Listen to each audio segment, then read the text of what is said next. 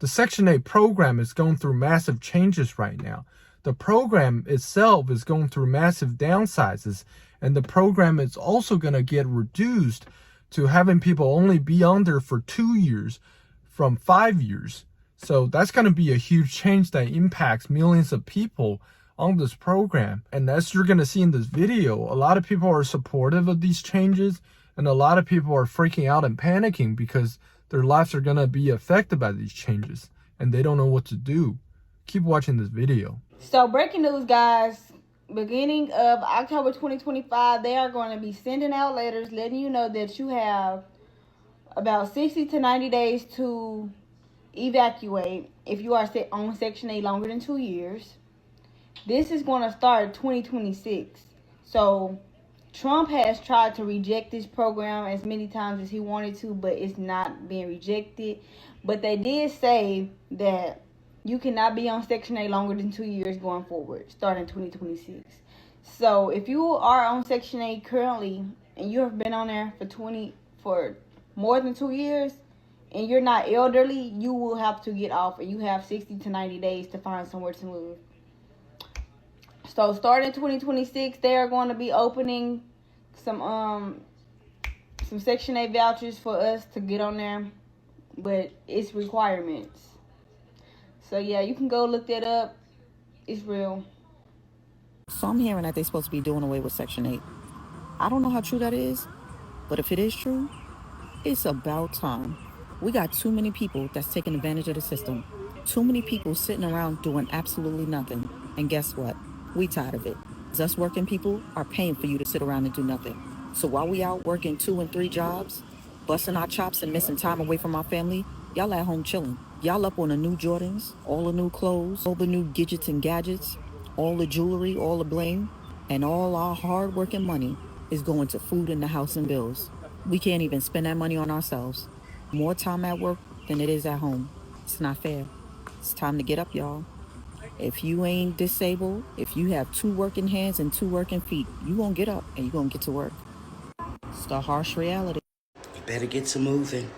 Pack up all your eggs. Because this 2-bathroom, 3-bedroom, 5 acres of land, I own it. You better move quick, buddy. He did not sign an executive order for a 2-year ban on Section 8. We as Americans, we need to stop listening to illusory truth effect and start finding out real information, not from social media. You can live in Section 8 as long as you qualify for that voucher. And don't be Drew Jenkins. Don't move people into your home just so you can get some nana and a free babysitter, and always turn in your income. And for those that don't know what illusory truth effect is, I will explain it to you the best that I can. It is a cognitive bias where a false statement is spread to make it sound credible and appear to be true.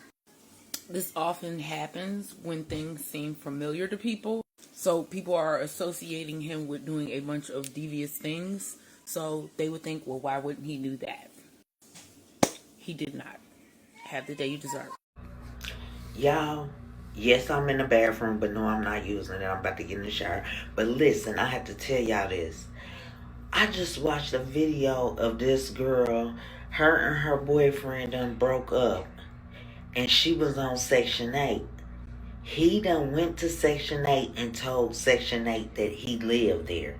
They asked him, did he have proof, and he pulled out a piece of mail that he had got sent there.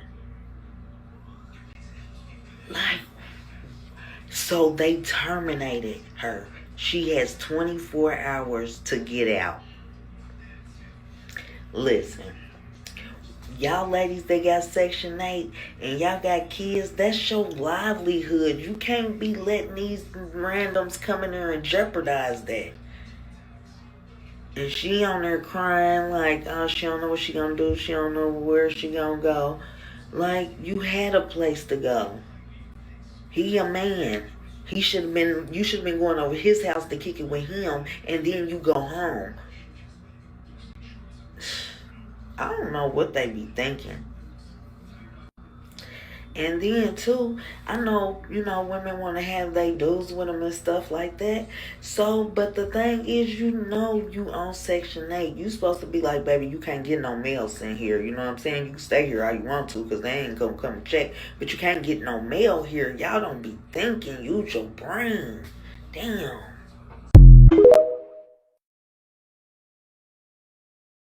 Hey guys, so my mom just got a letter in the mail saying that they are now no longer doing the Section 8 program.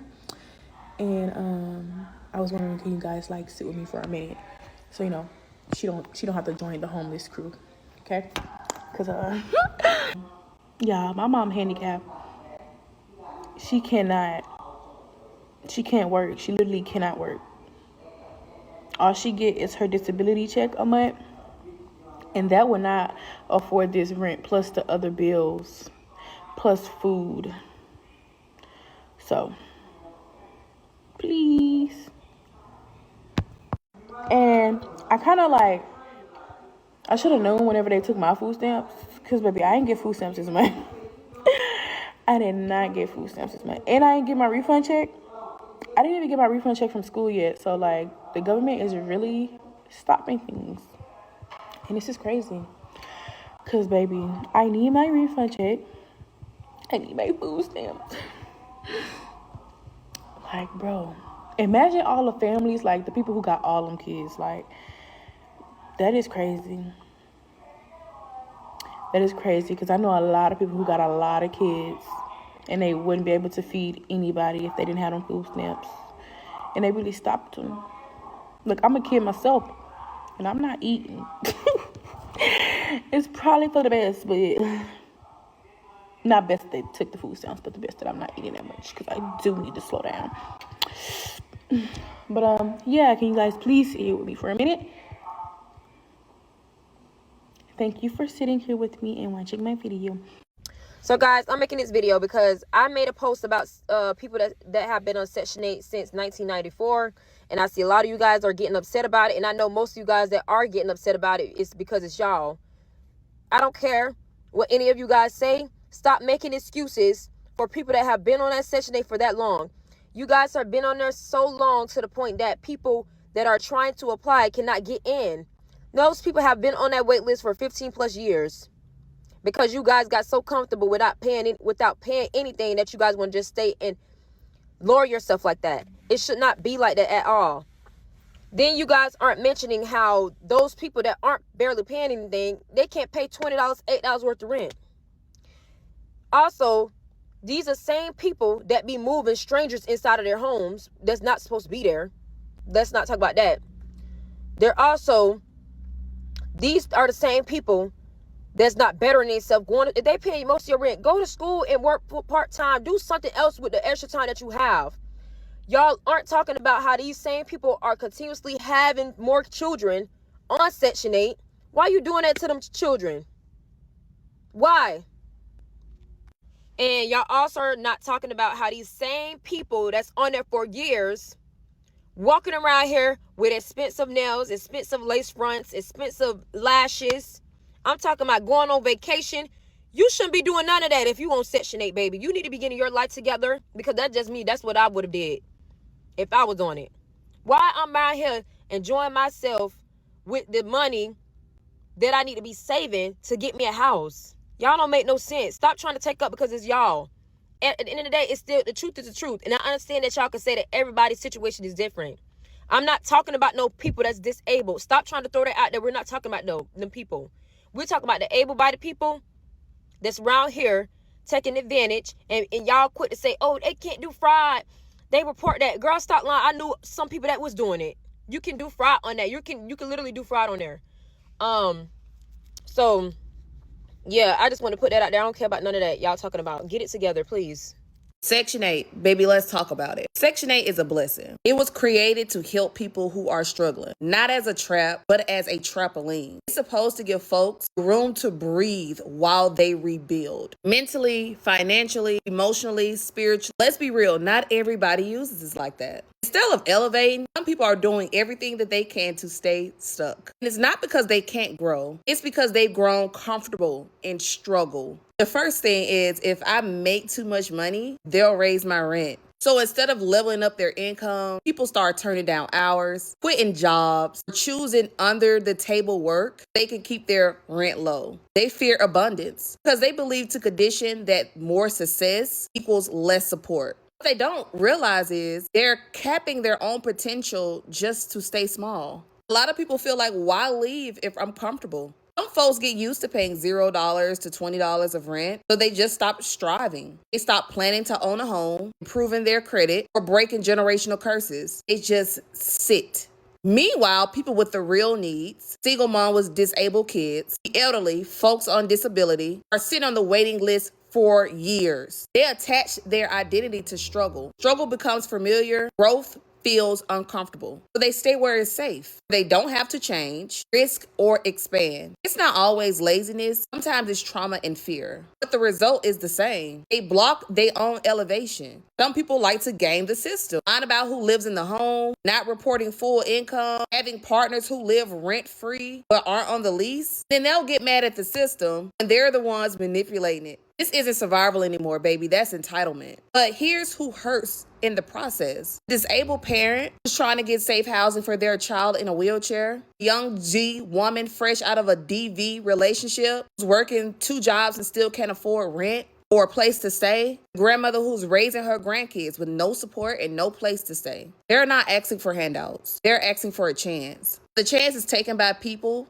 who don't want to grow because their rent will change. Section 8 is not the problem. The mindset is. Let's be clear, crystal fucking clear. This is not about race either. White people are on Section 8, Hispanic folks, Asians, Black people. Okay, so it's nothing about race. This isn't a race issue. It's a personal responsibility issue. We need to stop letting shame, comfort, or fear keeping us from stepping up or stepping off when the time is right. Nobody is saying get off tomorrow. Nobody is saying that you don't deserve help.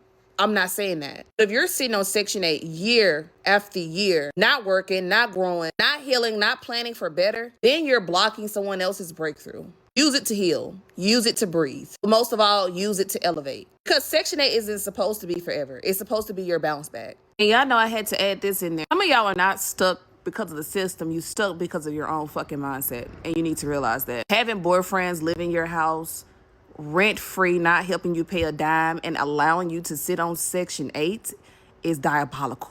Not only is it a violation of your lease, baby, it's a violation of your peace. Do you hear me? Not only are you risking your fucking voucher, you're risking your kid's stability and your safety just to say you have a man in your bed. And let's be real, most of the time, these type of dudes are not building you up. They're bringing chaos, drama, toxic energy, and most especially illegal activity to your home. You're doing everything to protect a grown man while risking the one thing that's keeping housing over your head. Protect that voucher, boo. There's people out here that have been waiting on the Section 8 waiting list for years. They've been in DV relationships and going through the most terrible things, and they really need it. And some of y'all have the opportunity and you're fucking it up and you're playing with it. Hey, it's your life. Live how you want to live, but don't complain about what the system not doing when you're not doing nothing to elevate your fucking life.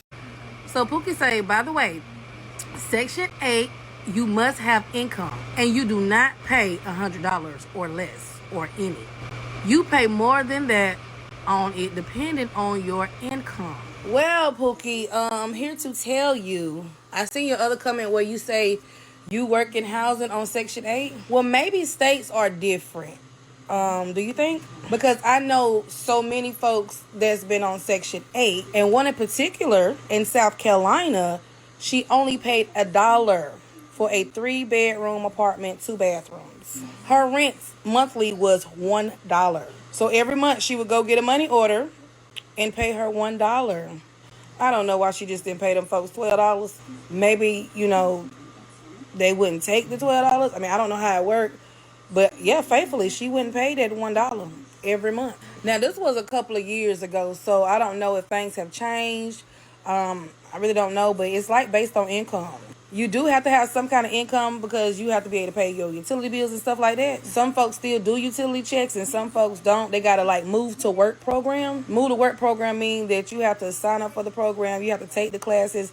They'll help you do job trainings and stuff like that. And they give you money, like incentives for you doing the program. So you have to earn your utility check. Like if you get a new job, you get a certain amount of money.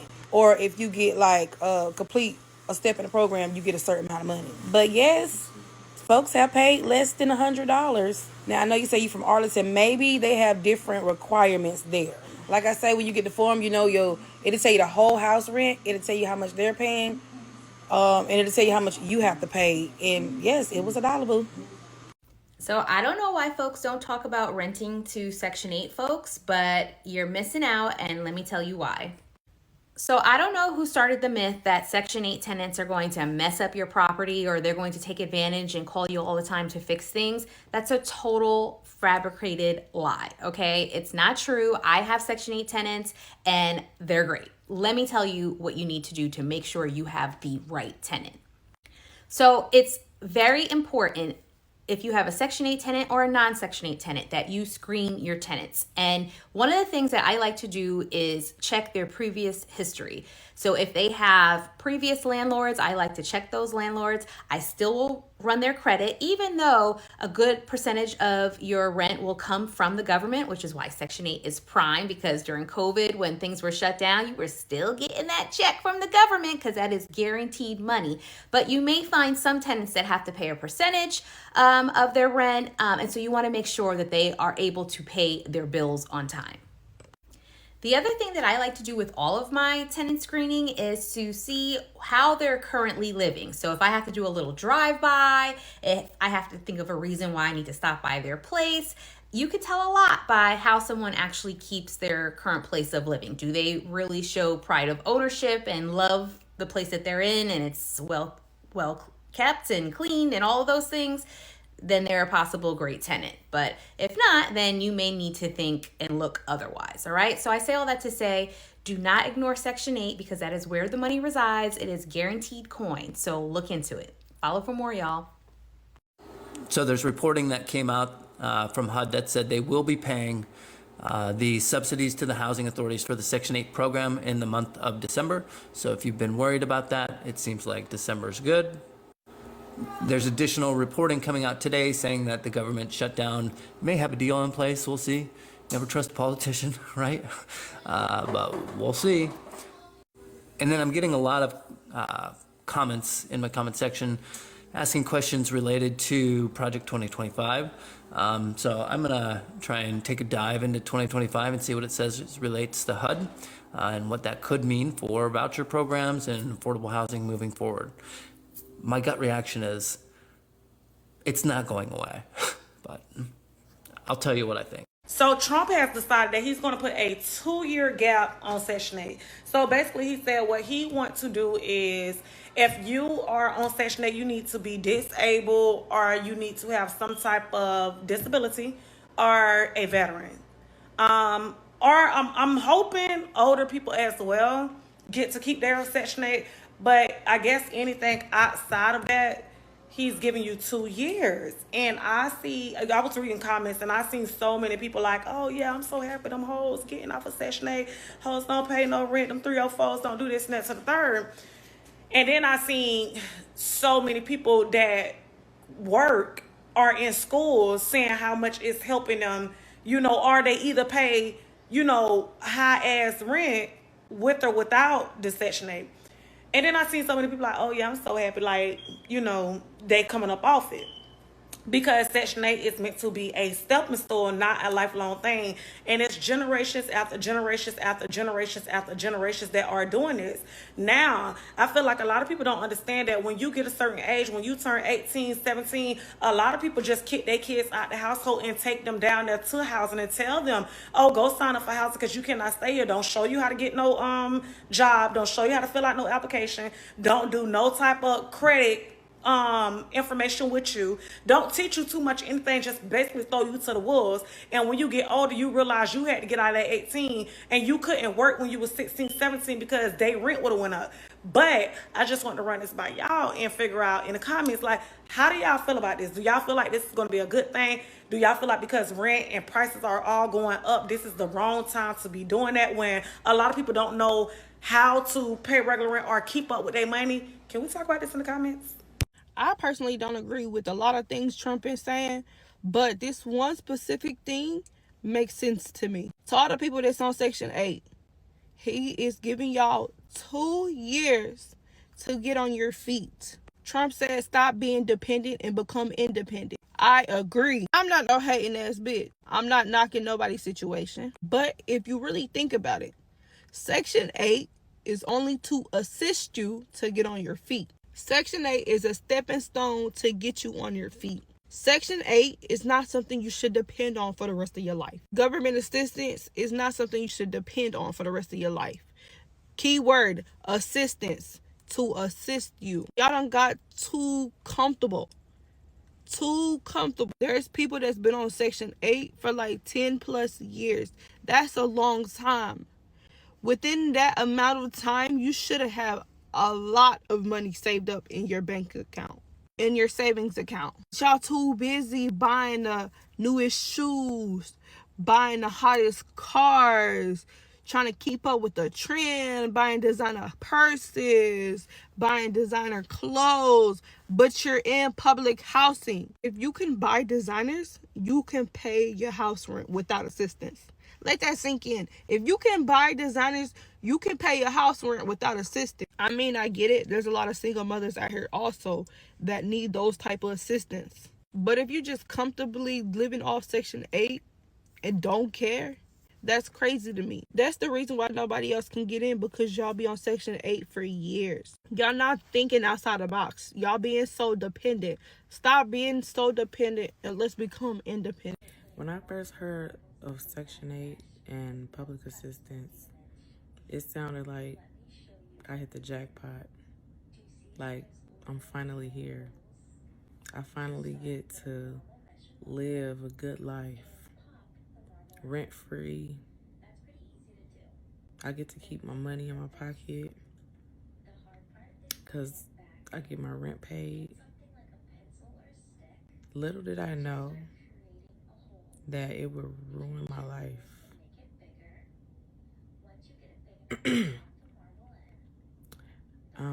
I got Section 8 after I had my second child. I applied to all these wait lists and I finally got it. And I got to choose the neighborhood I wanted to live in. I got to pick the house that I wanted to live in as long as it fit the budget. I got to choose how many bedrooms that I got. It was so wonderful. At that time, I didn't know that my then boyfriend, who already had a felony, would not be able to live with me anymore. So now, us living together had to be a secret. When it was time for inspection, I was hiding his shoes and hiding his clothes and hiding his belongings so that they wouldn't know that there was a man living with me, which caused tension. It caused, some resentment, and I'll talk about that later. But at that time, I didn't know how it was causing a separation between us. But we did it.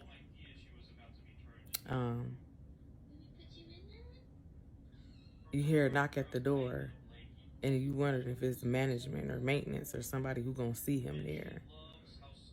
So, again, we would hide and sneak around and make it seem like, he didn't live there. And then it became one of those things that you don't live here. You can't even be on a lease. Not seeing how it would later on tear our family apart in many ways.